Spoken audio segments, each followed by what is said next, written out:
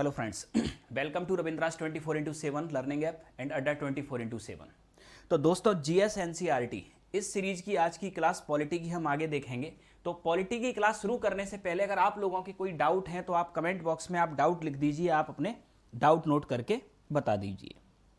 Any doubt?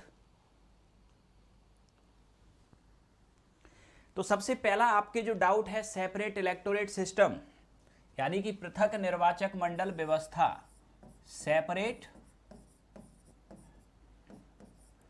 Electorate system, ये पहला doubt है आपके, पृथक निर्वाचक मंडल व्यवस्था।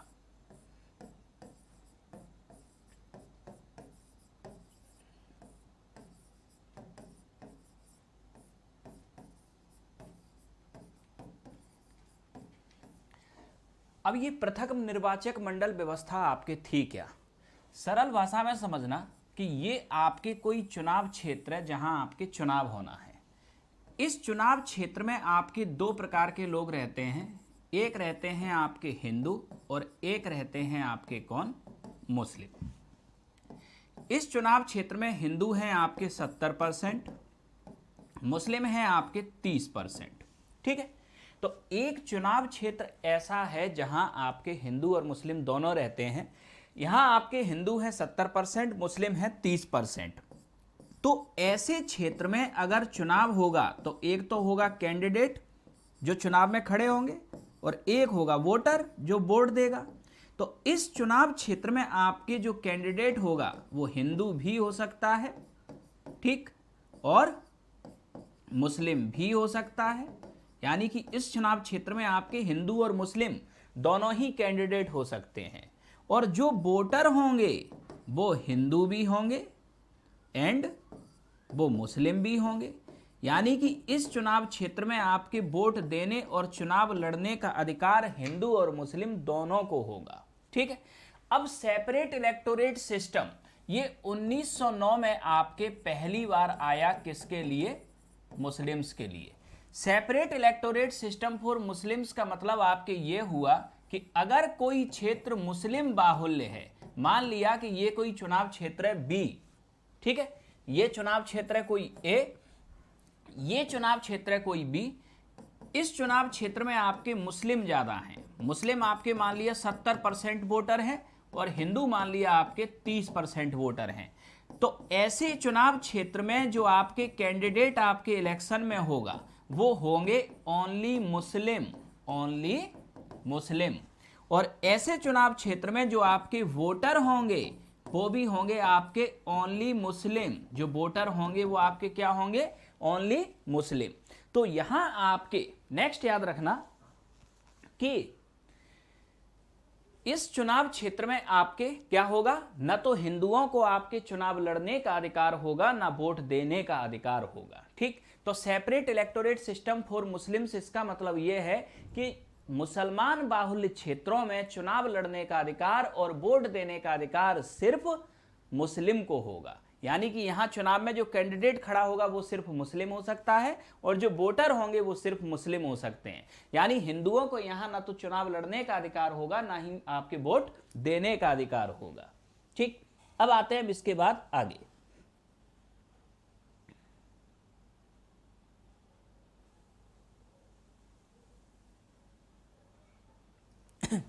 नेक्स्ट, अब दूसरा याद रखना, अब क्लास नोट करने वाली आप लोगों की जो समस्या है उस समस्या का समाधान आपके ये है कि अभी आप वीडियो जो बाद में फैसिलिटी है उससे आप नोट कर लो क्लास। एक दो दिन में आपके स्क्रीनशॉट की फैसिलिटी आपके अवेलेबल हो जाएगी ऐप पर। तो ये नोट करने का झंझट खत्म करो, जो यहाँ लिख दिया उसे स्क्रीनशॉट आप शूट कर लो, बाद में आप नोट करते रहना।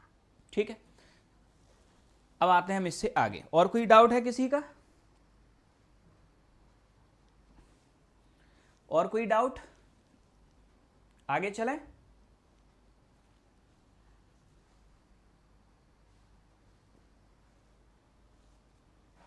तो नेक्स्ट,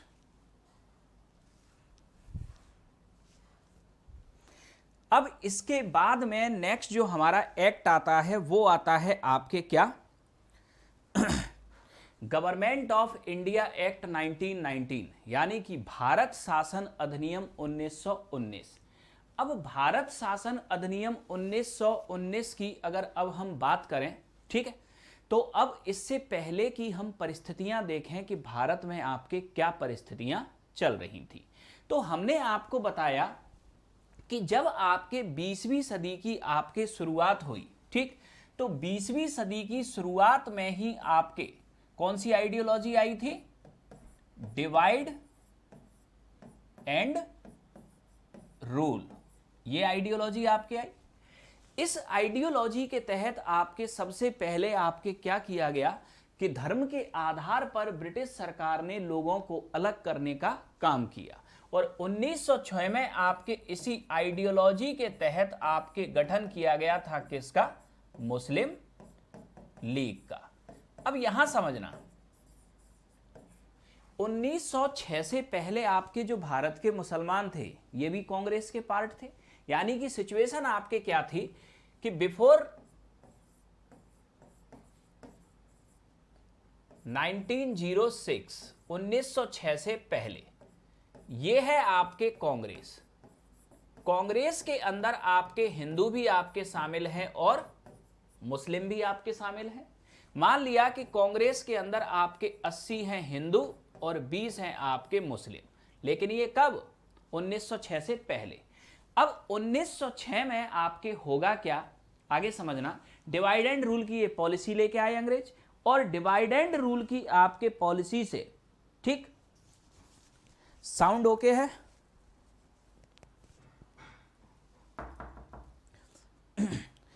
तो नेक्स्ट,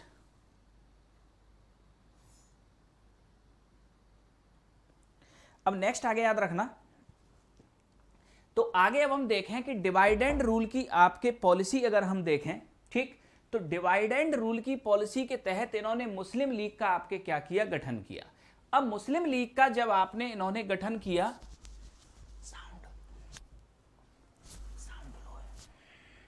तो मुस्लिम लीग का आपके जब गठन हुआ तो इससे आपके होगा क्या?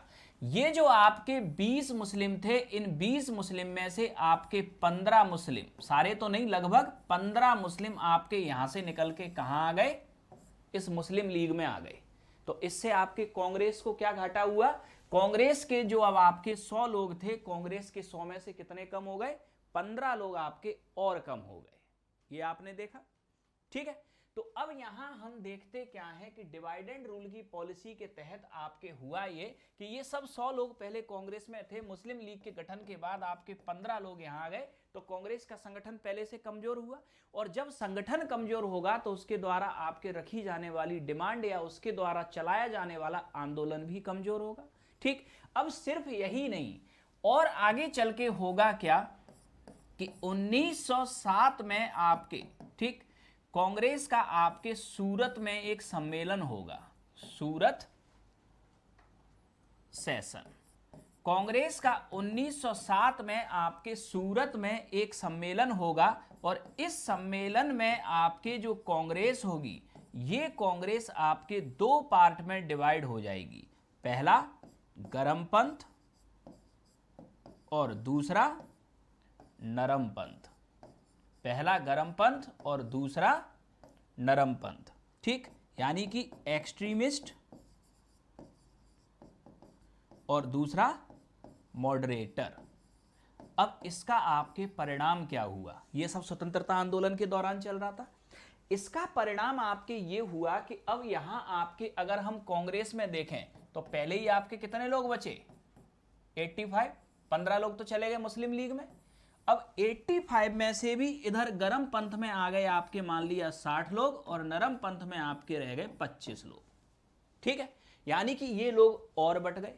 नरम पंथ की आइडियोलॉजी अलग, गरम पंथ की आइडियोलॉजी अलग, यानी कि कांग्रेस का आपके हो गया विभाजन। तो अब ऐसी स्थिति में आपके आप देखें कि लगातार जो चलने वाला स्वतंत्रता आंदोलन होगा वो लगातार क्या होता जाएगा? वीक होता जाएगा। अब इसके बाद में आगे आपके होता क्या है? ये सारी क्रियाएं आपके चलती रहीं। अब यहां आपके ये सारा सिस्टम चलता रहा।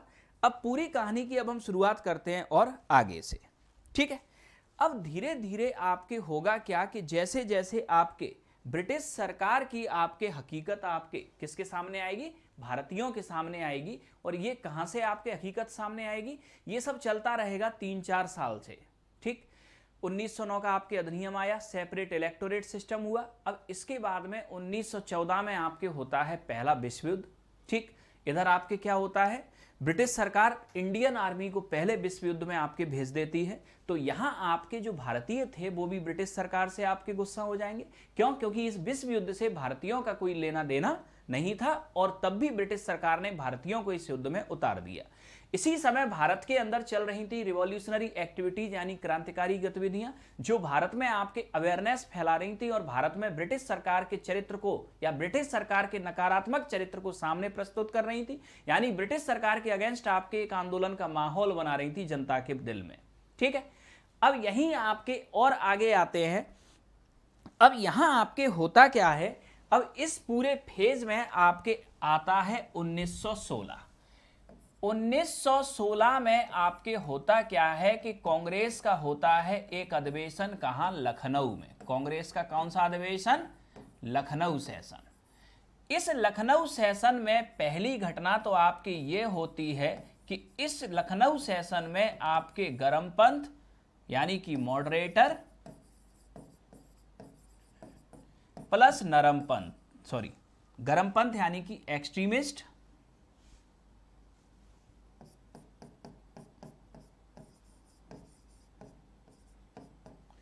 प्लस नरमपंथ यानी कि मॉडरेटर। ठीक, ये दोनों आपके क्या होते हैं, एक बार फिर एक हो जाते हैं। और ठीक आपके लखनऊ सेशन में ही आपके एक होता है लखनऊ पैक्ट। क्या होता है, लखनऊ पैक्ट। और लखनऊ पैक्ट के तहत आपके कांग्रेस को स्वतंत्रता आंदोलन में सहायता देने के लिए तैयार हो जाती है मुस्लिम लीग। यानी कि आप यहां देखते क्या हैं कि 1906 में आपके जो संगठन आपके टूटा वो आपके 1916 में एक बार फिर आपके बन गया। ये 1916 में एक बार फिर बन गया। तो अब यहां आपके 1916 में इधर तो आपके कांग्रेस अपने पुराने संगठन में वापस आई और इधर आपके क्या होगा कि 1916 में ही आपके एक मूवमेंट चलेगा। 1916 में ही आपके एक मूवमेंट चलाया जाएगा, home rule league movement. Home rule league movement, ये मूवमेंट का नाम आप लोगों ने सुना होगा। ठीक, होम रूल लीग मूवमेंट आपके ये चलाया गया 1916 में, जिसे भारत में आपके चलाया तिलक और एनी बेसेंट ने। ठीक है, 1916 में ये होम रूल लीग मूवमेंट आपके चला। भारत में आपके स्वशासन की प्राप्ति के लिए संवैधानिक तरीके से चलाया जाने वाला ये पहला आंदोलन था, होम रूल लीग मूवमेंट। अब यहां आपके इस मूवमेंट का आपके जो उद्देश्य था वो आपके ये था कि भारतीयों का शासन भारतीयों के हाथ में दिया जाए। इस मूवमेंट का आपके उद्देश्य क्या था, भारतीयों का शासन भारतीयों के हाथ में दिया जाए। ठीक है, अब इधर आपके होम रूल लीग मूवमेंट आपके चलना शुरू हुआ भारत के अंदर 1916 में।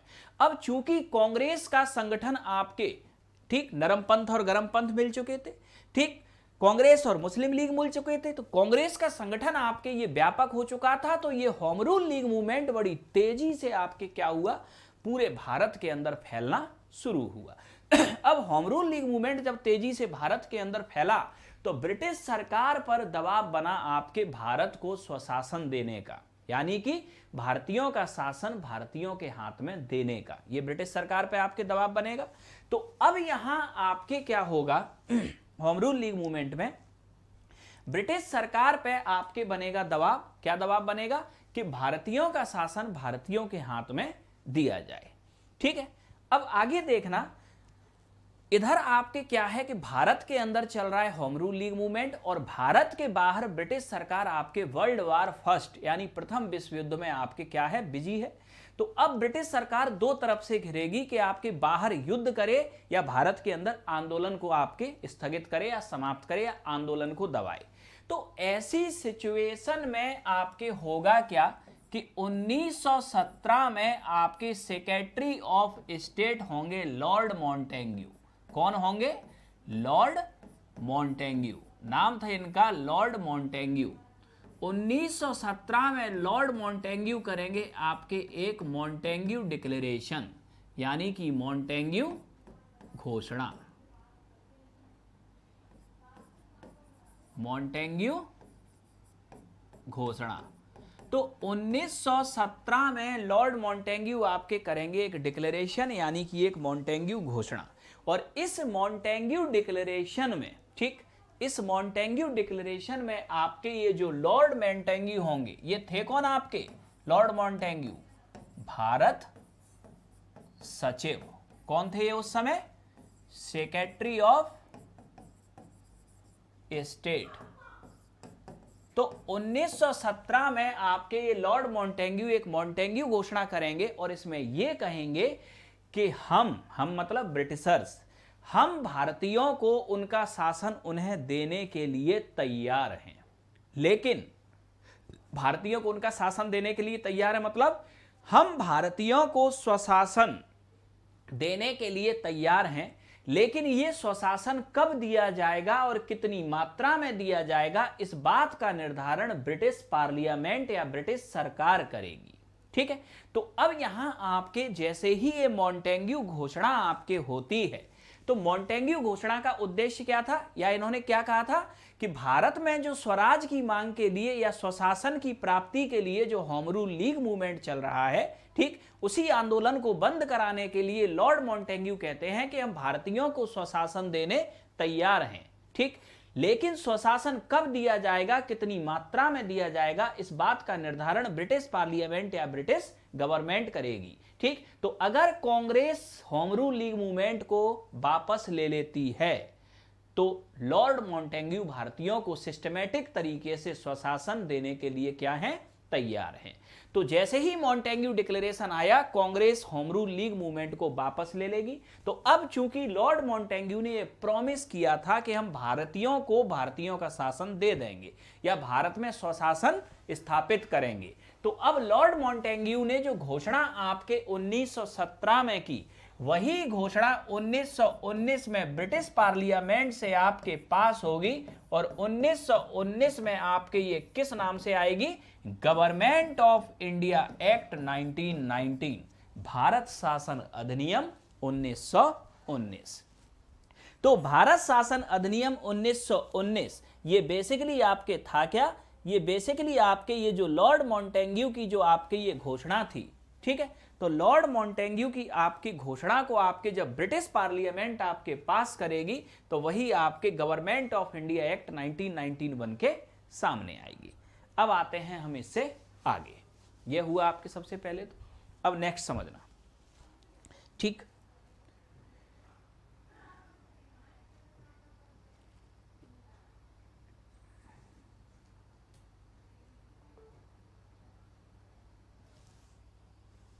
नेक्स्ट, तो अब गवर्नमेंट ऑफ इंडिया एक्ट को समझने से पहले कुछ डाउट अब हम लोग देख लें। तो डिवाइड एंड रूल पॉलिसी के लिए आपके अब रेस्पॉन्सिबल कौन था, इसको देखें हम। तो डिवाइड एंड रूल पॉलिसी के लिए रेस्पॉन्सिबल तो थे आपके ब्रिटिशर्स, लेकिन इसमें हम इंडियंस का भी कुछ योगदान था। हम इंडियंस का आपके एक तो अनअवेयर्ड होना और एक लालची होना, इन दोनों चीज़ों ने ब्रिटिशर्स को आधार प्राप्त किया कि हम आपस में लड़ जाएं। ठीक, और यहां से आपके क्या हुआ? डिवाइड एंड रूल क्या हुई? अस्तित्व में आई। ठीक, अगर इंडियंस अवेयर्ड होते और लालची नहीं होते तो डिवाइड एंड रूल कभी आपके अस्तित्व में नहीं आता। ठीक, अब इसके बाद में नेक्स्ट आगे याद रखते हैं।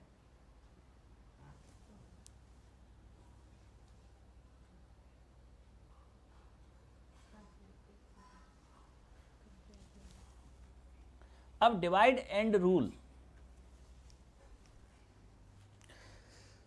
और कोई डाउट इसके अलावा?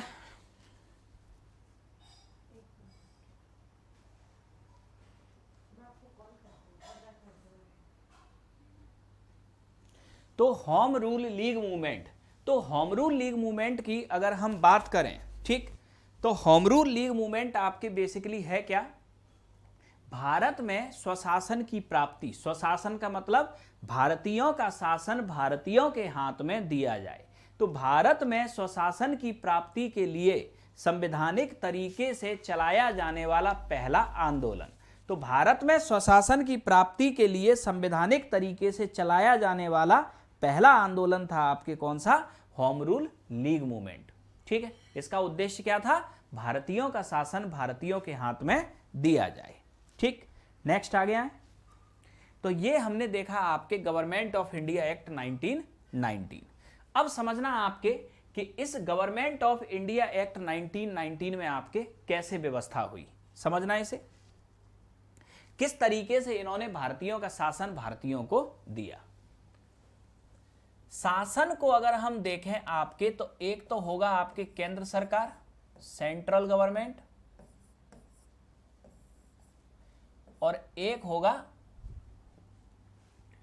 राज्य सरकार,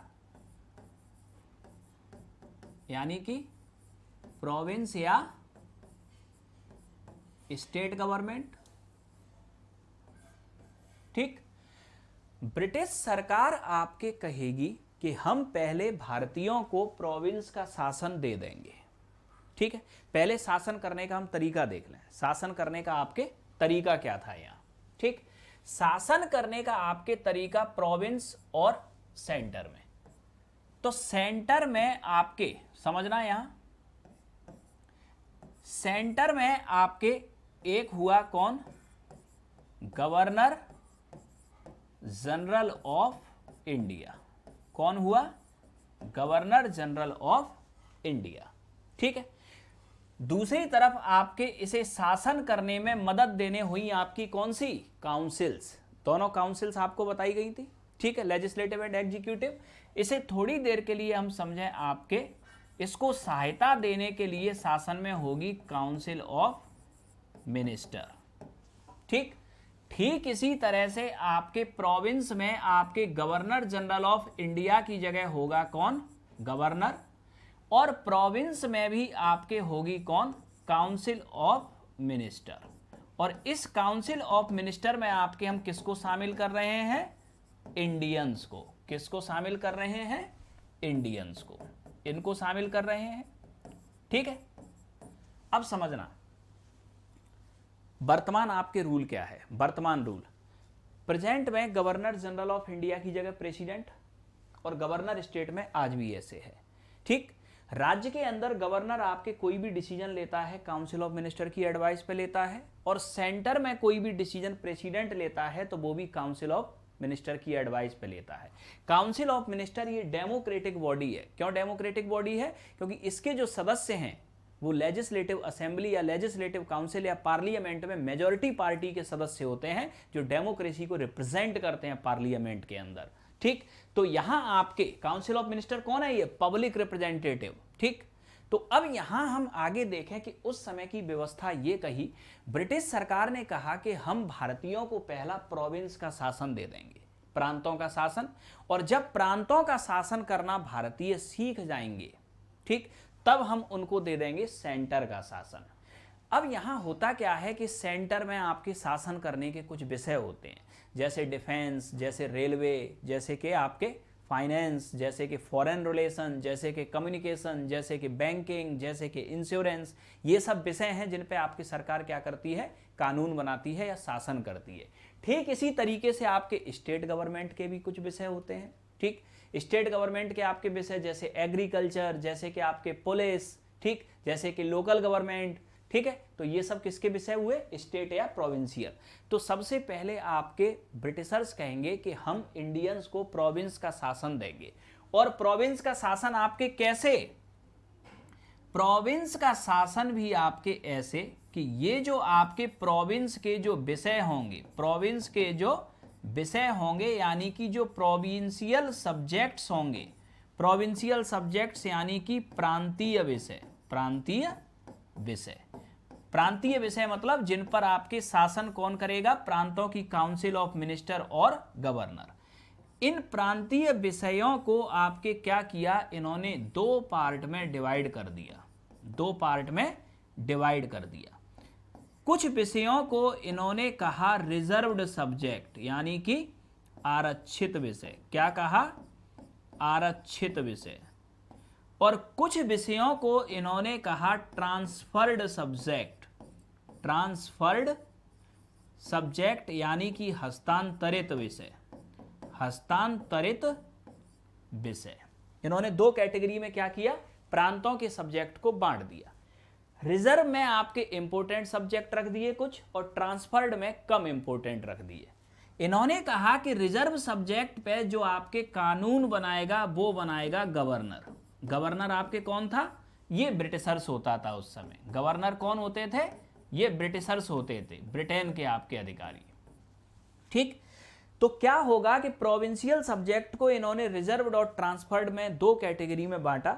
रिजर्व सब्जेक्ट जो होंगे उन पर कानून बनाएगा गवर्नर, और जो ट्रांसफर्ड सब्जेक्ट होंगे उन पे कानून बनाएगा काउंसिल ऑफ मिनिस्टर का मेंबर, यानी कि इंडियन मिनिस्टर। Indian minister. ठीक है, तो सब्जेक्ट को जो इन्होंने दो कैटेगरी में जो डिवाइड किया, इसी सिस्टम को हम कहते हैं डिरेरकी। इसी सिस्टम को हम क्या कहते हैं? डिरेरकी सिस्टम। डिरेरकी सिस्टम। तो द्वैध शासन या डिरेरकी सिस्टम जो आपके है, ठीक, तो द्वैध शासन या डिरेरकी सिस्टम आपके क्या है? प्रांतीय विषयों को रिजर्व और ट्रांसफर्ड कैटेगरी में डिवाइड कर देना ही आपके कहलाता है डिरेरकी सिस्टम या द्वैध शासन। तो एक रिजर्व सब्जेक्ट, एक ट्रांसफर्ड सब्जेक्ट। रिजर्व सब्जेक्ट पे आपके डिसीजन लेगा गवर्नर, और ट्रांसफर्ड सब्जेक्ट पे आपके डिसीजन लेगा इंडियन मिनिस्टर। तो अब ये ब्रिटिशर्स क्या कहते हैं? ब्रिटिशर्स आपके कहते हैं कि पहले हम इंडियंस को ट्रांसफर्ड सब्जेक्ट देंगे।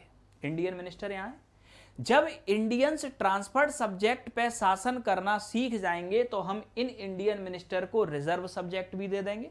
ठीक, और इंडियन मिनिस्टर जब रिजर्व और ट्रांसफर्ड दोनों पे शासन करना सीख जाएंगे तो अब आपके ये पूरे सब्जेक्ट किस पे चले गए? इंडियंस के पास। अब इंडियंस खुद निर्णय लेंगे अपने सब्जेक्ट पे।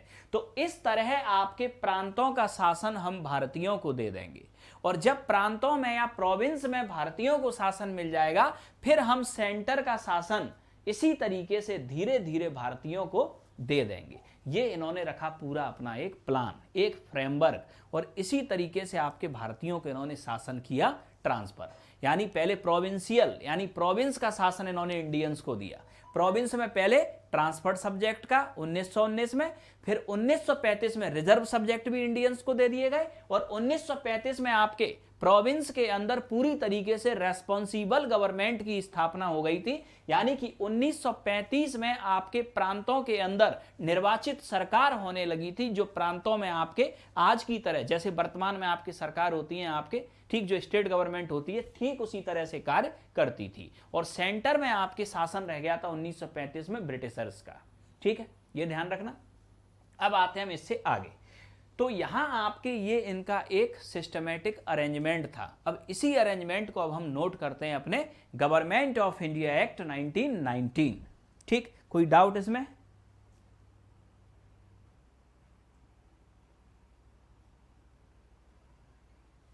नेक्स्ट, तो अगर कांग्रेस मॉन्टेग्यू डिक्लेरेशन को अगर एग्री नहीं करती तो होम रूल वापस ही नहीं लेती। होम रूल वापस लेने का सीधा सीधा सा अर्थ है कि कांग्रेस ने मॉन्टेग्यू डिक्लेरेशन को क्या कर लिया?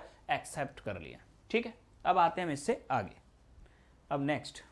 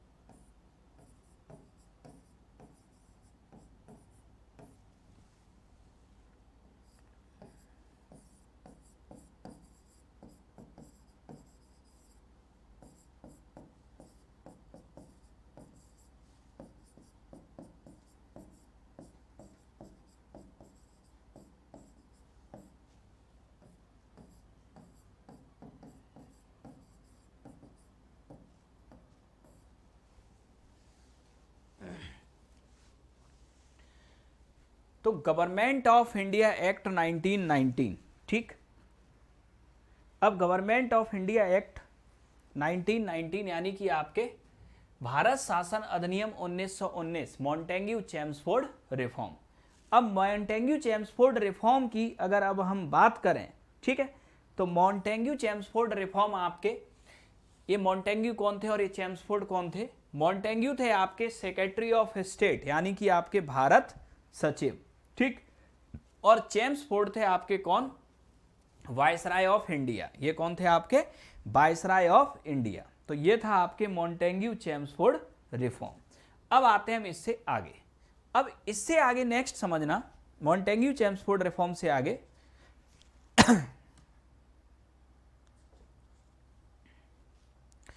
कि क्या थे आपके इसके प्रोविजन, समझना आप।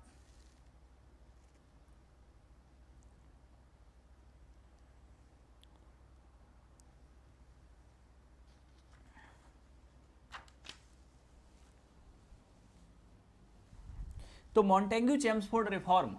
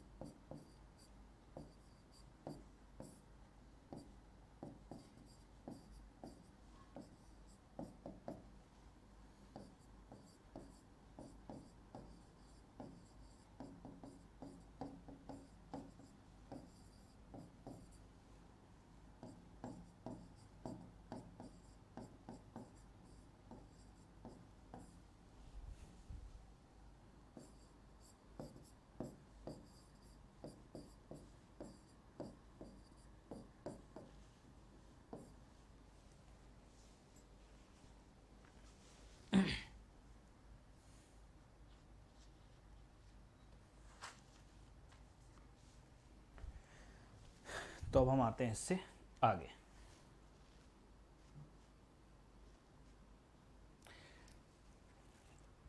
तो कोई डाउट?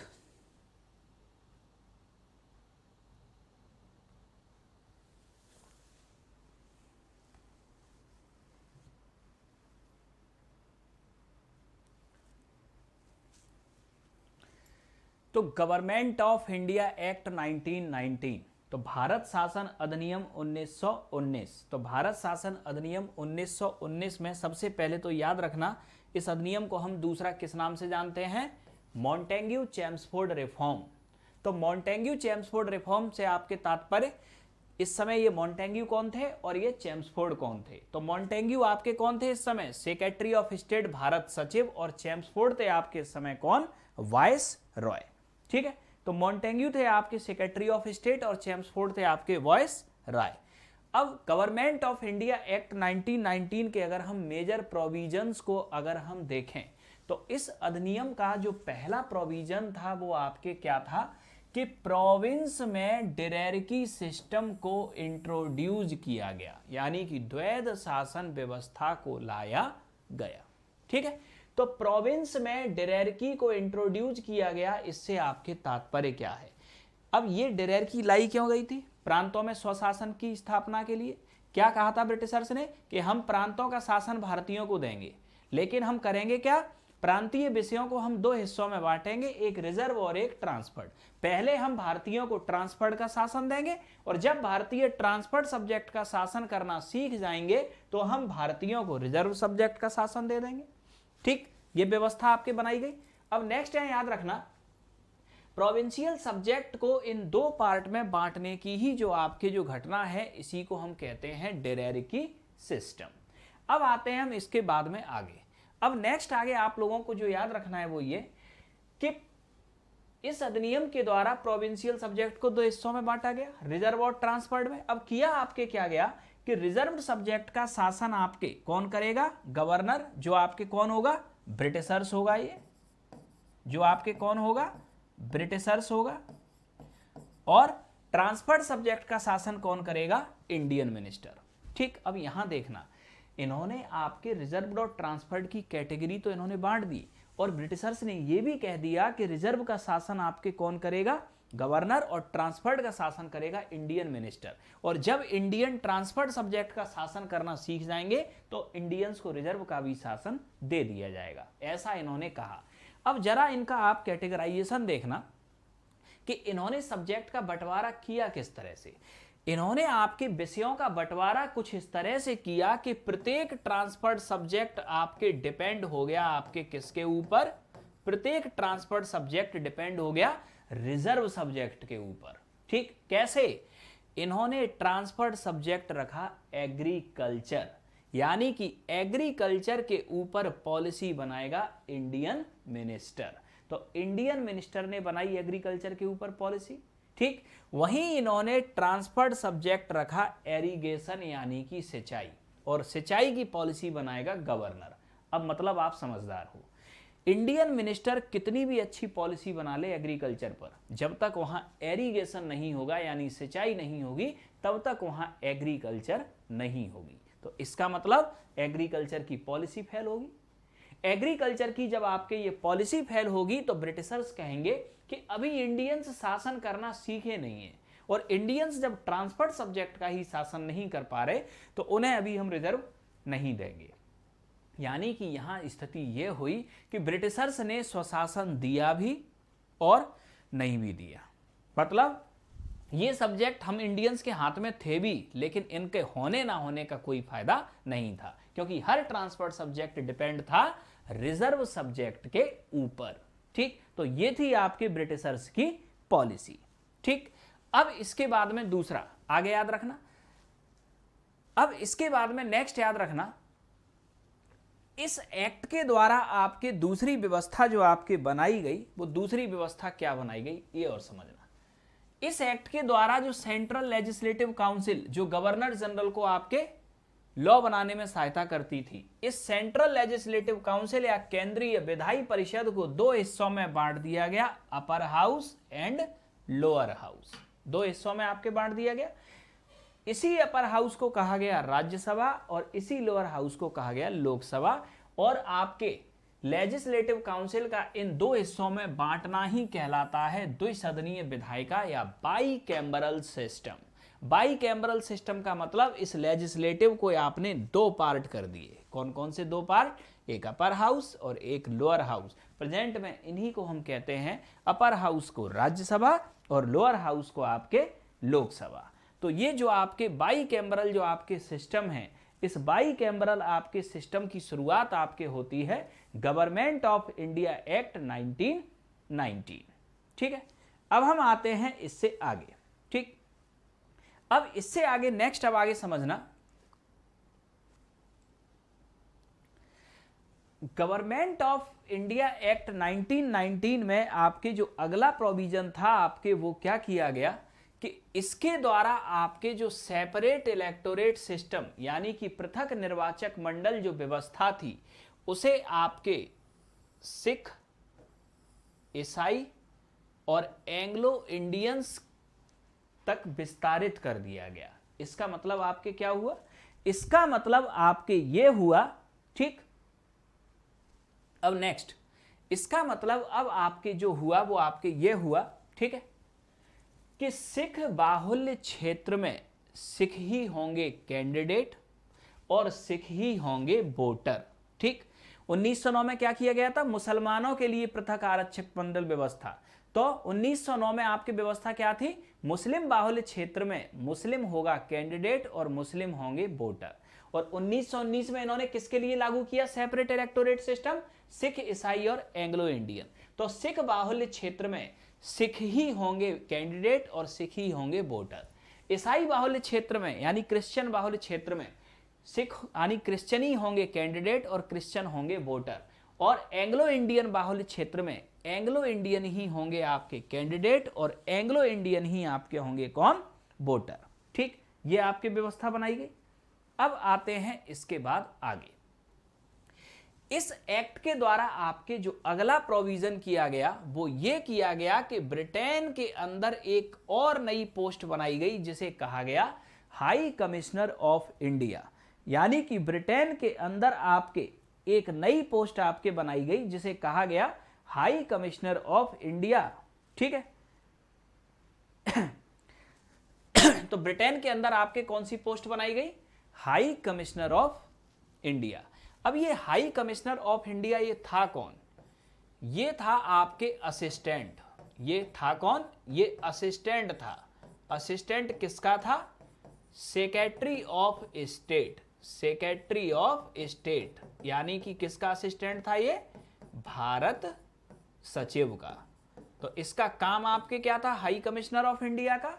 जब भारत सचिव के पास आपके क्या हो, ज्यादा आपके बर्डन हो जाए तो ये वर्क आपके हाई कमिश्नर ऑफ इंडिया देखना शुरू कर देता था।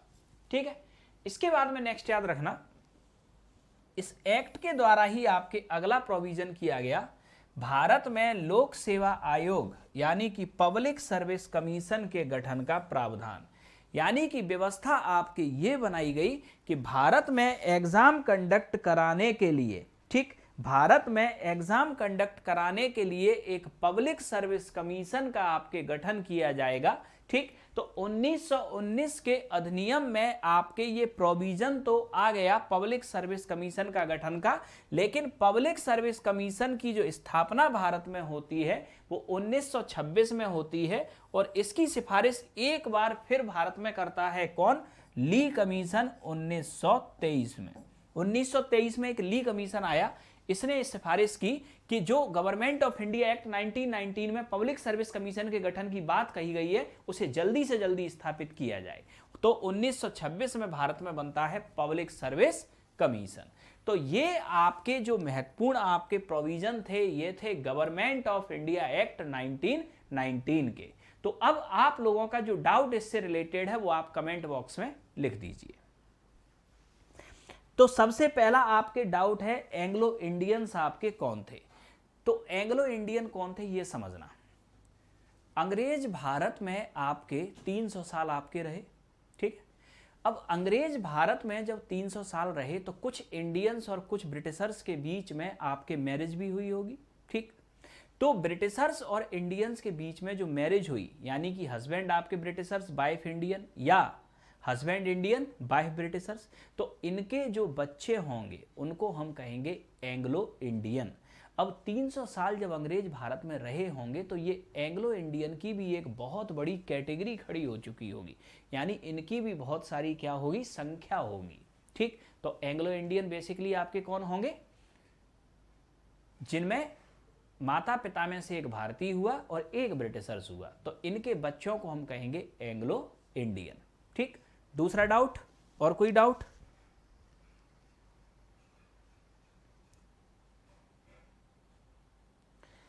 हाई कमिश्नर ऑफ इंडिया, ठीक है। हाई कमिश्नर ऑफ इंडिया आपके ये जो पोस्ट है आपके, इसका वर्तमान में कोई लेना देना नहीं है, क्योंकि 1947 में आपके सेक्रेटरी ऑफ स्टेट, भारत सचिव, ये खत्म हो चुका था, भारत मंत्रालय खत्म हो चुका था, और हाई कमिश्नर ऑफ इंडिया 1947 में आपके जो था वो खत्म हो चुका था, ठीक, ये ध्यान रखना। इसके बाद में next,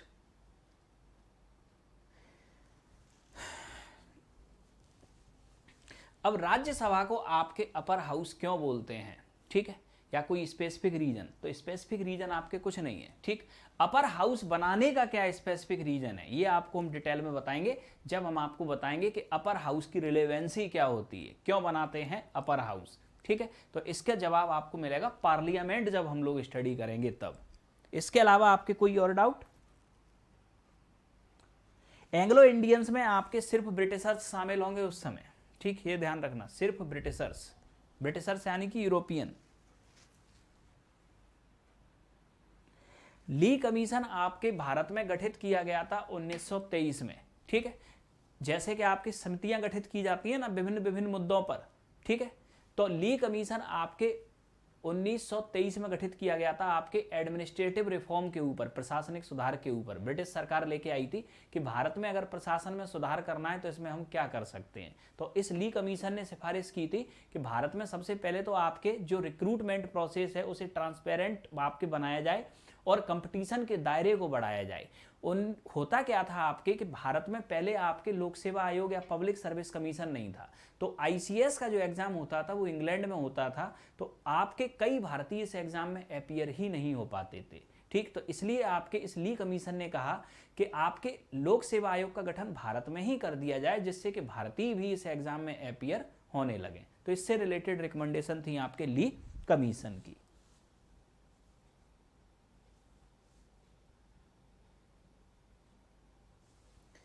Lee commission formed in 1923, not 1928, 1923, 1923। Lee commission आपके 1923 में आपके फॉर्म हुआ है, ठीक। अब नेक्स्ट, और कोई डाउट? अब नेक्स्ट याद रखना। अब अगर हम वोटिंग का आपके प्रावधान देखें तो भारत के अंदर आपके जो वोटिंग का आपके जो दायरा था, भारत में आपके स्वतंत्रता से पहले आपके, ठीक, जो यूनिवर्सल एडल्ट सफरेज है ये पहले नहीं था। स्वतंत्रता से पहले वोट देने का जो आपके अधिकार था वो बड़े सीमित लोगों का था, ठीक। जैसे कि आपके इंटेलेक्चुअल्स, पढ़े लिखे लोग, एलीट क्लास, अमीर वर्ग, ठीक, कुछ आपके सीमित आपके महिलाएं जो एलीट क्लास से आपके रिलेटेड होती थी, ठीक है। यानी कि आपके जो लोअर क्लास या भारत की बहुत बड़ी जनता को वोट देने का अधिकार उस समय नहीं था, ये ध्यान रखना। जैसे कि वर्तमान में वोट देने की योग्यता क्या है, आपने 18 साल की आयु पूरी कर ली, आप वोट दे सकते हो। पहले हर कोई वोट नहीं दे सकता था, ठीक। सीमित मात्रा में मताधिकार मिला था आपके भारतीयों को, जिसमें से आपके सिर्फ एलीट क्लास के या ब्यूरोक्रेट्स या फिर इसके अलावा अगर हम देखें आपके जमींदार, ठीक, इसके अलावा पढ़े लिखे बुद्धिजीवी लोग, यही सिर्फ वोटिंग में प्रक्रिया में भाग ले सकते थे। अब इसके बाद में नेक्स्ट,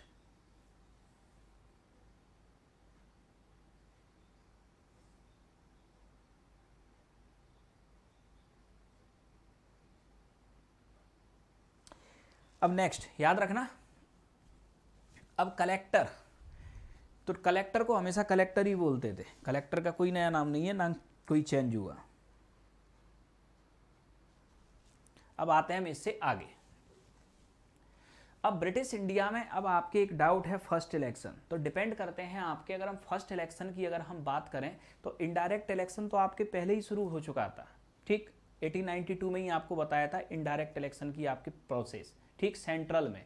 इससे पहले आपके 1882 में आपके, ठीक, क्या हो चुका था, इलेक्शन की व्यवस्था म्यूनिसिपैलिटीज में भी आपके सीमित मात्रा में की गई, ठीक, ये ध्यान रखना। लेकिन अगर हम डायरेक्ट इलेक्शन की बात करें तो डायरेक्ट इलेक्शन की शुरुआत जब ये एक्ट आ गया, जब प्रांतों में आपके क्या हुआ, रिजर्व और ट्रांसफर्ड सब्जेक्ट की व्यवस्था की गई, तब पहली बार डायरेक्ट इलेक्शन की व्यवस्था की गई 1919 के अंदर। प्रांतों में, प्रोविंस के अंदर पहली बार डायरेक्ट इलेक्शन की व्यवस्था 1919 में यहां की गई। बस, तो जो आपको याद रखना है वो डायरेक्ट इलेक्शन याद रखना, 1919 प्रोविंस के अंदर पहली बार व्यवस्था की गई डायरेक्ट इलेक्शन की।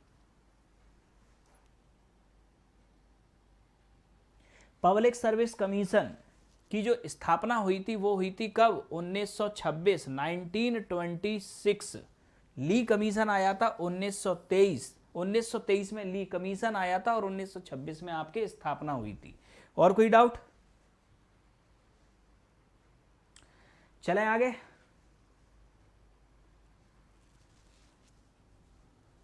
अब आते हैं हम नेक्स्ट इससे आगे।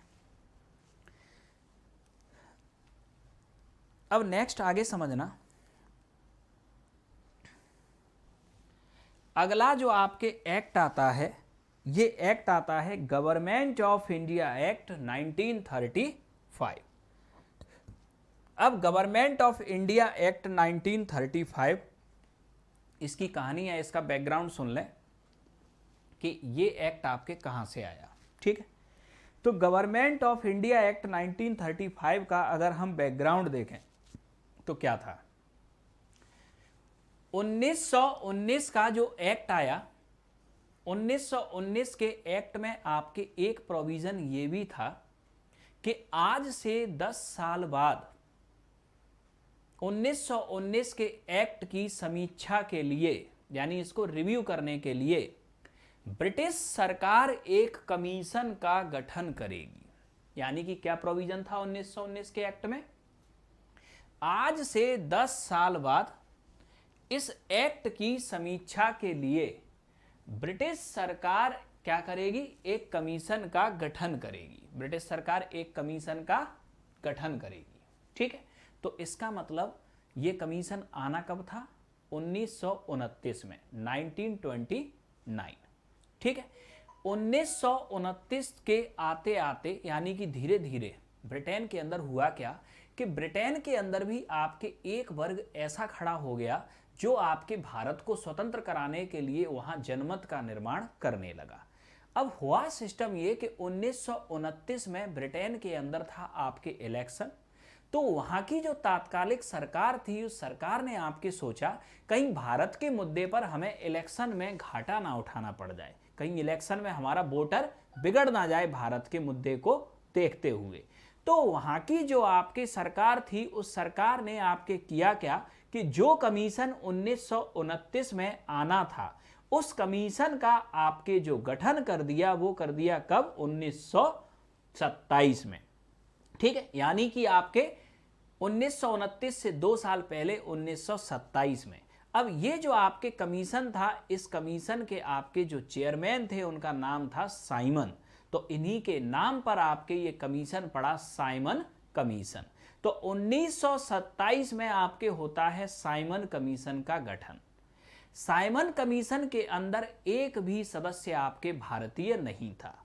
साइमन कमीशन के गठन का जो उद्देश्य था वो था आपके क्या, 1919 के अधिनियम की समीक्षा करना, ठीक। यानी कि आपके साइमन कमीशन के गठन का उद्देश्य ये था कि भारत में जो 1919 का अधिनियम स्वशासन की स्थापना के लिए जो आपके लाया गया है, तो 1919 के अधिनियम के तहत भारत में स्वशासन की स्थापना किस मात्रा तक हुई है और इसे बेहतर बनाने के लिए क्या प्रयास किए जाने चाहिए, इस उद्देश्य से साइमन कमीशन आपके आता है भारत।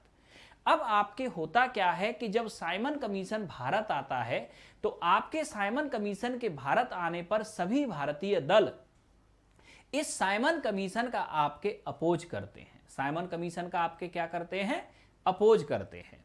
ठीक है, तो अब आपके सभी भारतीय दल इस आधार पर साइमन कमीशन का अपोज करते हैं, यानी विरोध करते हैं कि जो कमीशन भारत के भविष्य का निर्धारण करने आया है उस कमीशन में एक भी सदस्य भारतीय नहीं है। तो इस आधार पर आपके साइमन कमीशन का अपोज होता है। ठीक, अब आगे समझना। अब आगे नेक्स्ट अब हम लोग आए तो ये हमने देखा आपके यहां तक। तो साइमन कमीशन का जब सभी भारतीय दल आपके विरोध करते हैं तो आपके होता क्या है कि तत्कालीन भारत सचिव सेक्रेटरी ऑफ स्टेट आपके होते हैं लॉर्ड बर्केनहेड। लॉर्ड बर्केनहेड 1928 यानी कि 1928 में सभी भारतीय दलों को आपके ये चैलेंज देते हैं कि अगर भारतीय दल साइमन कमीशन से संतुष्ट नहीं है तो सभी भारतीय दल आपके एक मीटिंग करें और इस मीटिंग में आपके कुछ कॉमन पॉइंट का निर्धारण कर लें जिस पर आपके सभी भारतीय दल संतुष्ट हों और उसी कॉमन पॉइंट के बिहाफ पर भारत के संविधान या भारत के भविष्य का निर्धारण करेगी ब्रिटिश सरकार। तो सभी भारतीय दल लॉर्ड बर्केनहेड के इस चैलेंज को आपके एक्सेप्ट कर लेते हैं और इस चैलेंज को आपके एक्सेप्ट करके सभी भारतीय दल 1928 में आपके एक ऑल पार्टीज कॉन्फ्रेंस सर्वदलीय सम्मेलन का आयोजन करते हैं आपके कहां, लखनऊ के अंदर। तो 1928 में लखनऊ में एक ऑल पार्टीज कॉन्फ्रेंस या सर्वदलीय सम्मेलन का आयोजन होता है। अब आगे क्या होता है कि इस सर्वदलीय सम्मेलन या ऑल पार्टीज कॉन्फ्रेंस का जो आयोजन किया गया, इसके चेयरमैन थे आपके मोतीलाल नेहरू। और इस ऑल पार्टीज कॉन्फ्रेंस में जिन मुद्दों पर आपकी सहमति बनी उन्हीं मुद्दों को जाना गया आपके नेहरू रिपोर्ट के नाम से। ठीक है, तो नेहरू रिपोर्ट में भारत की आपकी बड़ी पार्टियों ने यह कोशिश की, क्या बड़ी पार्टियों ने आपके कोशिश की कि कुछ कॉमन पॉइंट्स बना लें जिसके आधार पर ब्रिटिश सरकार भारत के भविष्य का निर्धारण कर दे। अब आपके मोतीलाल नेहरू के नेतृत्व में ये ऑल पार्टीज कॉन्फ्रेंस हुई और यहां कुछ कॉमन मुद्दों का आपके निर्धारण हुआ और एक कागज पर इन कॉमन मुद्दों को लिख लिया गया और इसी को आपके जाना गया कॉमन मुद्दों को किस नाम से, नेहरू रिपोर्ट के नाम से। किस नाम से जाना गया, नेहरू रिपोर्ट के नाम से। अब यहां आपके होता क्या है कि नेहरू रिपोर्ट को लेके कांग्रेस का ही एक युवा वर्ग था वो असंतुष्ट हो गया और कांग्रेस का युवा वर्ग नेहरू रिपोर्ट को आपके क्या कर देता है, सस्पेंड कर देता है और मानने से मना कर देता है। तो ये नेहरू रिपोर्ट आपके लॉर्ड बर्केनहेड के पास तक पहुंच ही नहीं पाई। लेकिन तब तक क्या हुआ कि साइमन कमीशन अपनी सिफारिशें लॉर्ड बर्केनहेड तक पहुंचा चुका था। ठीक है, तो अब यहां आपके साइमन कमीशन की सिफारिशें आपके ब्रिटेन में पहुंच गई। ठीक है, ब्रिटेन में आपके इलेक्शन हो गया और ब्रिटेन के आपके नए पीएम बन के आते हैं रैमजे मैकडोनाल्ड। तो रैमजे मैकडोनाल्ड आपके ब्रिटेन के नए पीएम बन के आते हैं। ठीक है, और रैमजे मैकडोनाल्ड के सामने जब साइमन कमीशन की रिपोर्ट जाती है तो रैमजे मैकडोनाल्ड को पता था कि साइमन कमीशन से भारतीय आपके असंतुष्ट थे। तो रैमजे मैकडोनाल्ड कहते हैं कि साइमन कमीशन पर कोई भी फैसला लेने से पहले हम सभी भारतीयों को इंग्लैंड इनवाइट करेंगे, यानी सभी भारतीय दल और सभी देसी रियासतों के राजा, सारी प्रिंसली स्टेट्स के राजा, इनको इंग्लैंड इनवाइट करेंगे राउंड टेबल कॉन्फ्रेंस यानी कि गोलमेज सम्मेलन में। ठीक, तो रैमजे मैकडोनाल्ड आपके 3 गोलमेज सम्मेलन या 3 राउंड टेबल कॉन्फ्रेंस का आपके आयोजन करेंगे कहां, इंग्लैंड के अंदर। तो इंग्लैंड के अंदर आपके 3 राउंड टेबल कॉन्फ्रेंस का आपके आयोजन होगा।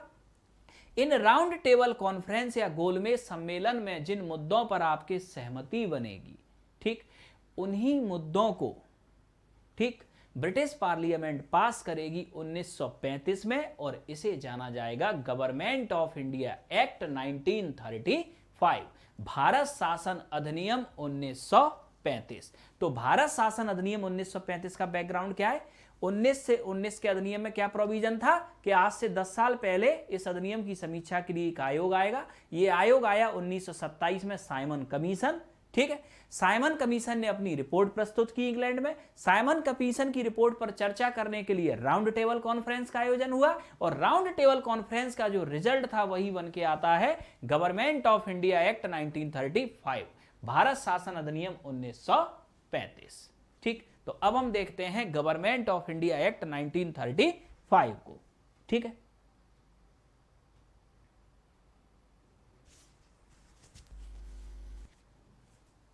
अब नेक्स्ट,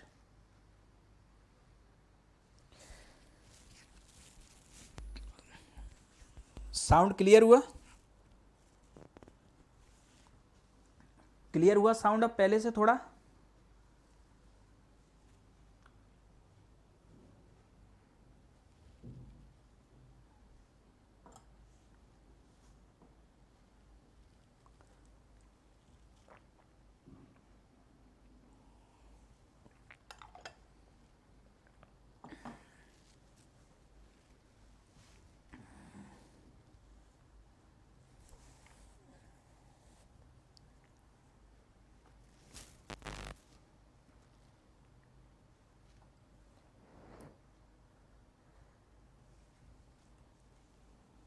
तो नेक्स्ट अब आगे नोट करो आप, गवर्नमेंट ऑफ इंडिया एक्ट 1935।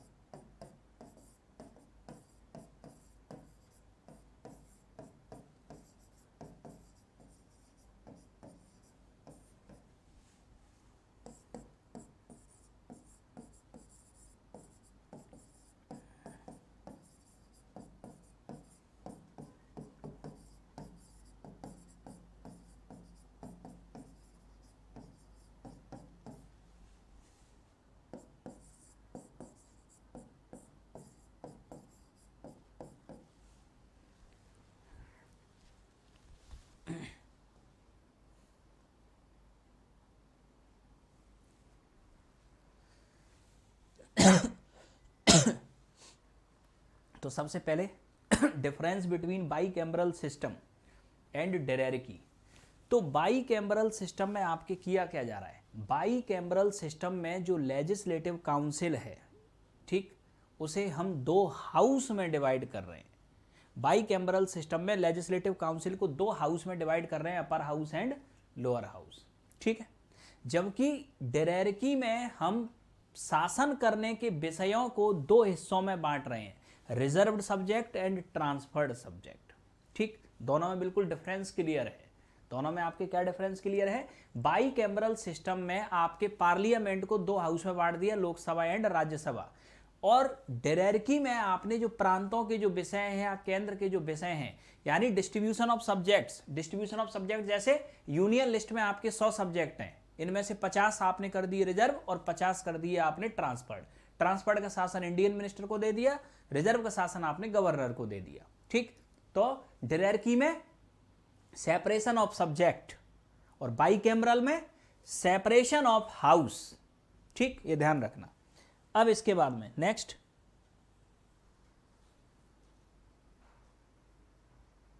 चले आगे। तो समझना, अब अगला जो हमारा एक्ट आता है, ये आता है government of India act 1935, Bharat शासन अधिनियम 1935।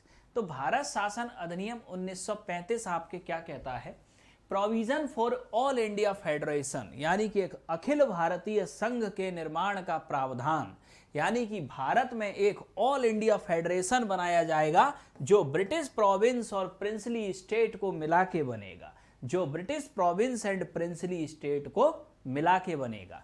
लेकिन भारत में ये फेडरेशन कभी अस्तित्व में आया ही नहीं। क्यों नहीं आया? क्योंकि प्रिंसली स्टेट ने इस फेडरेशन में आने से मना कर दिया, ठीक है। क्योंकि प्रिंसली स्टेट ने इस फेडरेशन में आने से क्या कर दिया, मना कर दिया, ठीक। अब नेक्स्ट, अब अगला याद रखना, फेडरल सिस्टम में आपके होता क्या है कि यहां आपके सेंटर और स्टेट के बीच सब्जेक्ट्स का डिस्ट्रीब्यूशन होता है। तो यहां आपके सेंटर और स्टेट के बीच में, यानी कि प्रोविंस के बीच में सब्जेक्ट्स का भी डिस्ट्रीब्यूशन किया गया 1935 में। 3 लिस्ट बनाई गई आपके, union list, provincial list, concurrent list, ठीक। यूनियन लिस्ट पे कानून बनाएगी सेंटर गवर्नमेंट, प्रोविंशियल लिस्ट पे कानून बनाएगी प्रोविंशियल गवर्नमेंट, और कनकरेंट लिस्ट पे कानून बनाएंगे दोनों। इसमें आपके उस समय 1935 में इसमें 59 सब्जेक्ट आपके डाले गए यूनियन लिस्ट में, प्रोविंशियल लिस्ट में 54 सब्जेक्ट डाले गए, और कनकरेंट लिस्ट में 36 सब्जेक्ट डाले गए। ये कब डाले गए आपके? 1935 में, ठीक है। वर्तमान में तीनों में सब्जेक्ट की संख्या अलग है, ठीक, ये ध्यान रखना। इसके बाद में याद रखना कि रेसिडुअल पावर, यानी कि अवशिष्ट शक्तियां, अवशिष्ट शक्तियों से तात्पर्य आपके क्या है, वे विषय जो इन तीनों में से किसी भी लिस्ट में नहीं है। तो वे विषय जो इन तीनों में से किसी भी लिस्ट में नहीं है, उन्हें हम कहेंगे क्या, अवशिष्ट शक्तियां। तो रेसिडुअल पावर या अवशिष्ट जो आपकी शक्तियां हैं, ये आपके किस में निहित की गई, वायसरॉय में। यानी कि रेसिडुअल पावर पे आपके जो लॉ बनाएगा वो बनाएगा कौन, वायसरॉय या गवर्नर जनरल ऑफ इंडिया, ठीक। अब आते हैं हम इससे आगे। All India federation, all India federation का मतलब आपके,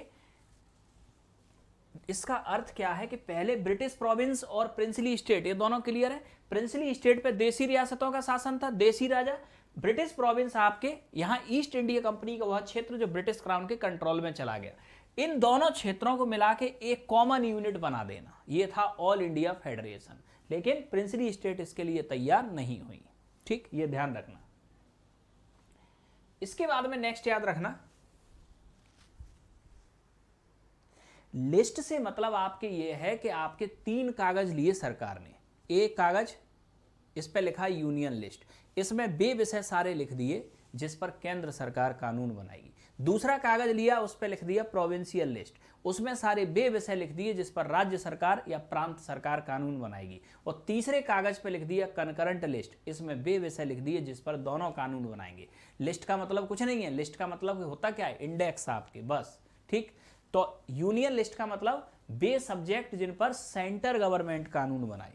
प्रोविंशियल लिस्ट का मतलब जिन पे प्रोविंस कानून बनाए या प्रोविंशियल गवर्नमेंट कानून बनाए। और कंकरेंट लिस्ट का मतलब जिन पर दोनों कानून बनाए, और कोई इसका स्पेसिफिक मतलब नहीं है लिस्ट का।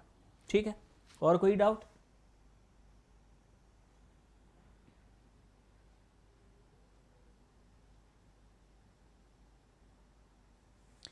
इंडियन कॉन्स्टिट्यूशन में आपके एक चीज याद रखना, ठीक, गवर्नमेंट ऑफ इंडिया एक्ट जो ये 1935 है, भारत का जो मेजर कॉन्स्टिट्यूशन है वो इसी से आपके कॉपी हुआ है। ठीक, ये ध्यान रखना। अब नेक्स्ट, कई प्रोविजन आपके ओवरलैप्ड हैं, भारत शासन अधिनियम 1935 से भी हैं और अलग अलग देशों से भी हैं। आगे देखेंगे हम सोर्सेस ऑफ कॉन्स्टिट्यूशन में। अब नेक्स्ट आगे याद रखना, रेसिडुअल पावर वेस्टेड इन वायसराय। अब अगला सिस्टम यहां क्या था, डेरेरकी। डेरेरकी मतलब प्रांतों में जो रिजर्व और ट्रांसफर्ड सब्जेक्ट की व्यवस्था थी उसे समाप्त कर दिया गया, लेकिन उसे लागू कर दिया गया केंद्र में। यानी कि प्रांतों में आपके रिजर्व और आरक्षित विषयों की व्यवस्था समाप्त करके सभी सब्जेक्ट इंडियन मिनिस्टर के हाथ में दे दिए गए। ठीक, लेकिन केंद्र में डेरेरकी को लागू कर दिया गया। इसका मतलब केंद्रीय विषयों को रिजर्व और ट्रांसफर्ड में बांट दिया गया। केंद्र के अंदर जो रिजर्व्ड सब्जेक्ट होंगे उन पर इंडियन मिनिस्टर आपके कानून बनाएगा, और केंद्र के अंदर आपके जो रिजर्व सब्जेक्ट होंगे उन पर गवर्नर जनरल ऑफ इंडिया कानून बनाएगा, और जो ट्रांसफर्ड सब्जेक्ट होंगे उन पर इंडियन मिनिस्टर कानून बनाएगा। यह व्यवस्था आपके की गई किसमें, केंद्र में। अब यहां याद रखना कि यहां बाइकैमरल सिस्टम, प्रोविंस, प्रांतों के अंदर द्विसदनीय व्यवस्था आई। मतलब 1919 में केंद्र में राज्यसभा लोकसभा बनी, 1935 में प्रांतों में लेजिस्लेटिव काउंसिल और लेजिस्लेटिव असेंबली का निर्माण हुआ। यानी प्रांतों का जो विधायिका थी, प्रोविंशियल जो लेजिस्लेचर थी, उसे दो पार्ट में डिवाइड कर दिया गया, लेजिस्लेटिव काउंसिल और लेजिस्लेटिव असेंबली। ठीक, legislative council and legislative assembly, तो ये प्रोविंस के अंदर आपके बना दिया गया। अब नेक्स्ट आगे याद रखना,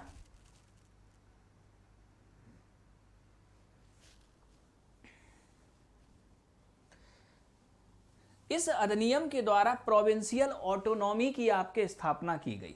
अब प्रोविंशियल ऑटोनॉमी से आपके तात्पर्य क्या है, पहले आपके क्या था कि गवर्नर रिजर्व सब्जेक्ट का शासन करता था, इंडियन मिनिस्टर ट्रांसफर्ड का। तो 1935 में आपके रिजर्व सब्जेक्ट का शासन भी इंडियन मिनिस्टर को दे दिया गया। अब गवर्नर सिर्फ एडवाइज मानेगा इंडियन मिनिस्टर की, गवर्नर कोई निर्णय नहीं ले सकता था। यानी प्रांतों का जो शासन था वो जनता के द्वारा निर्वाचित मिनिस्टर के हाथ में आ गया, यानी प्रांतों का पूर्ण शासन भारतीयों के हाथ में चला गया। इसी को कहेंगे हम प्रोविंशियल ऑटोनॉमी। मतलब प्रांतों को अपने विषय में निर्णय लेने की पूरी शक्ति प्रदान कर दी गई। इसके बाद याद रखना, federal public service commission, federal court और आरबीआई के गठन का प्रावधान इसी एक्ट के तहत किया गया था। Federal public service commission, federal court और आरबीआई के गठन का प्रावधान इसी एक्ट के तहत आपके किया गया था। इसके बाद में नेक्स्ट याद रखना कि 1935 के तहत ही आपके बर्मा को भारत से अलग किया गया। ठीक, 1935 के एक्ट के तहत ही आपके बर्मा को भारत से अलग किया गया। बर्मा यानी म्यांमार। ठीक, तो आपके ये ब्रिटिश यूनिट में भारत के साथ ही ये मर्ज था, लेकिन आपके बर्मा को आपके क्या कर दिया गया, अलग कर दिया गया। ठीक, क्योंकि बर्मा पे आपके इनका नियंत्रण बनाए रखना मुश्किल हो गया था ब्रिटिशर्स का, तो इन्होंने छोड़ दिया उसे। ठीक, तो ये था आपके गवर्नमेंट ऑफ इंडिया एक्ट 1935।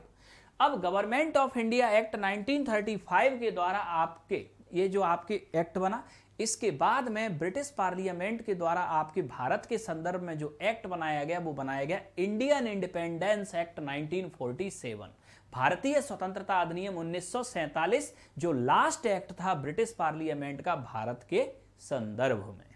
ठीक है,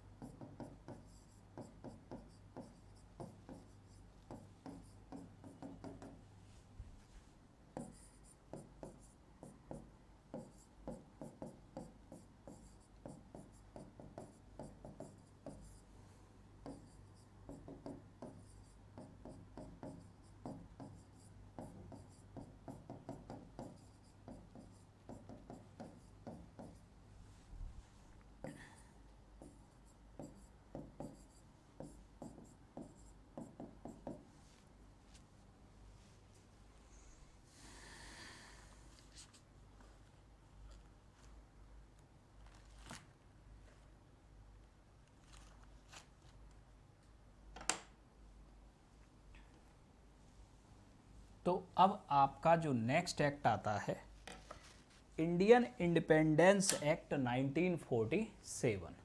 तो इंडियन इंडिपेंडेंस एक्ट 1947 देसी रियासत यानी कि प्रिंसली स्टेट, ठीक है, princely state.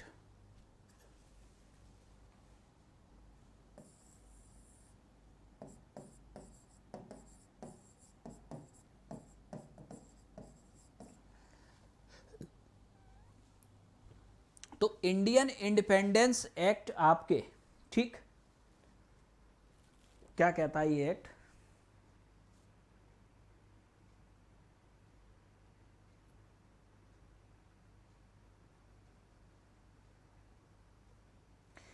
Public service commission and federal public service commission. तो सबसे पहले याद रखना कि पब्लिक सर्विस कमीशन, ठीक, लोक सेवा आयोग, ठीक है। अब लोक सेवा आयोग की अगर अब हम बात करें आपकी, ये क्या था, दोनों का काम क्या था, एग्जाम लेने, ठीक। 1935 से पहले आपके संघ लोक सेवा आयोग का कोई वर्णन नहीं था। 1935 के अधिनियम में आपके क्या था, फेडरल सिस्टम बनाने की बात हुई, ठीक। 1935 से पहले आपके क्या था, जो लोक सेवा आयोग जो एग्जाम आपके लेता वो आपके ब्रिटिश प्रोविंस के लिए लेता था, प्रिंसली स्टेट से उसका कोई लेना देना नहीं था, क्योंकि प्रिंसली स्टेट किसके अधीन थी, देसी रियासतों की। लेकिन 1935 में जब आपके फेडरल सिस्टम बनाने की बात कही तो प्रिंसली स्टेट भी इंडिया फेडरेशन में आएंगी, और अगर प्रिंसली स्टेट भी इंडिया फेडरेशन में आएंगी तो आपके इस पूरे कॉमन क्षेत्र के लिए आपके एग्जाम लेगा फेडरल पब्लिक सर्विस कमीशन। दोनों में डिफरेंशिएशन क्लियर हुआ। लेकिन कोइंसिडेंटली आपके हुआ क्या कि इंडिया फेडरेशन तो बना ही नहीं, बस लोक सेवा आयोग का नाम जरूर चेंज हो गया फेडरल पब्लिक सर्विस कमीशन, और इसी का आगे फिर रीनेम होके हो गया यूनियन पब्लिक सर्विस कमीशन, संघ लोक सेवा आयोग, जिसी को हम वर्तमान में कहते हैं यूपीएससी, ठीक है, ये याद रखना।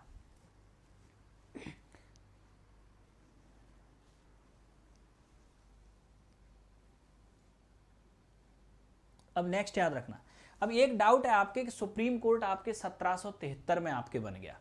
सुप्रीम कोर्ट किसी देश में आपके होता है highest court of appeal. Supreme court आपके क्या होता है, हाईएस्ट कोर्ट ऑफ अपील, जिससे आगे हम अपील कर ही ना सकें। लेकिन 1773 में जो सुप्रीम कोर्ट भारत में बना वो व्यवहार में हाईएस्ट कोर्ट ऑफ अपील नहीं था। अगर आप कलकत्ता में बने सुप्रीम कोर्ट के फैसले से असंतुष्ट हैं तो आप प्रिवी काउंसिल ब्रिटेन में जाके अपील कर सकते हो। इसका मतलब प्रिवी काउंसिल एक संस्था थी जो इस सुप्रीम कोर्ट से भी बढ़ के थी ब्रिटेन में। जैसे कि वर्तमान में अगर हमारे पास जो सुप्रीम कोर्ट है इसके अगेंस्ट अपील नहीं कर सकते आप कहीं, ठीक है, यानी कि इसके अगेंस्ट अपील करने का अधिकार किसी दूसरी संस्था में नहीं है। तो 1773 में कलकत्ता में जो सुप्रीम कोर्ट है उसका नाम तो सुप्रीम कोर्ट था लेकिन काम सुप्रीम कोर्ट की तरह नहीं था, क्योंकि सुप्रीम कोर्ट का अर्थ होता है हाईएस्ट कोर्ट ऑफ अपील, ठीक। तो 1773 में जो सुप्रीम कोर्ट था उसके अगेंस्ट अपील हो सकती थी प्रिवी काउंसिल में, ठीक। और वर्तमान में जो सुप्रीम कोर्ट है जो भारत के अंदर, ठीक है, या फेडरल कोर्ट जिसे हम बोलते हैं, उसके अगेंस्ट हम कहीं भी अपील नहीं कर सकते।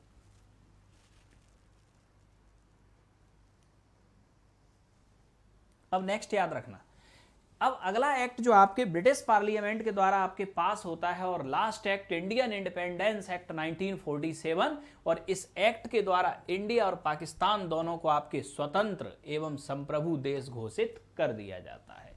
दोनों कंट्रीज आपके इंडिपेंडेंट, ठीक। दूसरा आपके प्रिंसली स्टेट के ऊपर से ब्रिटिश पैरामाउंसी समाप्त।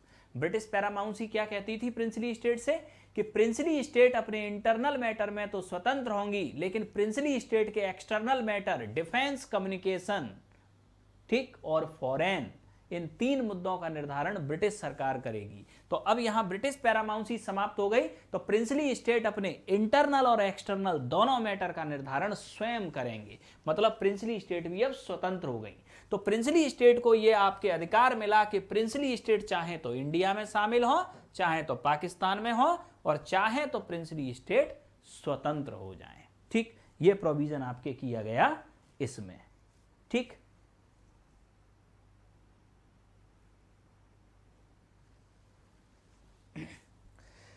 तो ये हुआ आपके यहां तक। तो ये हमने देखा कि ब्रिटिश पार्लियामेंट के द्वारा भारत के संदर्भ में लॉ बनाने के लिए आपके क्या क्या प्रयास किए गए, ठीक। ठीक, अब इससे आगे नेक्स्ट आगे याद रखना, ये आपने लाइव चैट का यहां विकल्प देखा। अगर किसी क्वेश्चन का जवाब आपको इस समय नहीं मिल पाता है, पहला पॉइंट, या फिर कोई क्वेश्चन आपके बाद में दिमाग में आता है, ठीक, तब आप लाइव चैट अगर नहीं कर सकते तो ये नंबर आप नोट कर लें। इस नंबर पे आप व्हाट्सअप करके कभी भी आप अपना क्वेश्चन पूछ सकते हैं।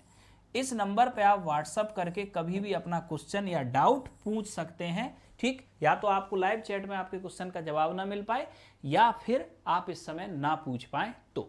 ठीक है, तो अब हम अपना चलेंगे अपनी नेक्स्ट क्लास में, और नेक्स्ट क्लास में हम लोग देखेंगे कॉन्स्टिट्यूएंट असेंबली यानी कि संविधान सभा।